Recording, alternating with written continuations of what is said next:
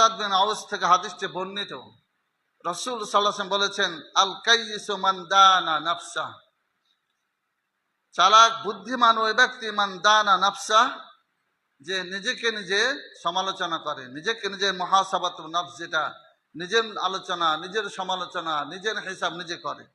ওয়া আমিলা লিমা বাদাল মাউত, এবং মৃত্যুর পরে, ওয়া আমিলা লিমা বাদাল মাউত, মরার পরে যে আমল করা দরকার, যে কাজগুলি করলে সে মরার পরে সে শান্তি পাবে, সে ধরনের আমলগুলি করে। ওয়াল আজিজু মান আতবা নাফসাহু হাওয়া, আর অক্ষম ওই ব্যক্তি যে ব্যক্তি নিজে তার প্রবৃত্তির অনুকরণ করে। ওয়া তামান্না আলাল্লাহিল আমানি, এবং সে নিজেকে নিজে প্রবৃত্তির অনুকরণ করে, মনে যা চায় তাই করে, মনে যা ইচ্ছা তাই করে, কোনো কোরআন এবং কোরআন হাদিস শরিয়াতে কোনো ভ্রুক্ষেপ করে না, মনের যা মন গড়া ইচ্ছা তাই করে যান।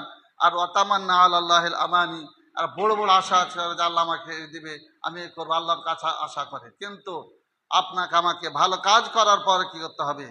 ভালো কাজ করার পরে আল্লাহর কাছে আশা করতে হবে যে আল্লাহ আমাকে তুমি জান্নাত দিও, ভালো জান্নাতুল ফেরদাউস, আর যে ভালো কাজ এগুলা করার পর আল্লাহর কাছে চাইতে হবে।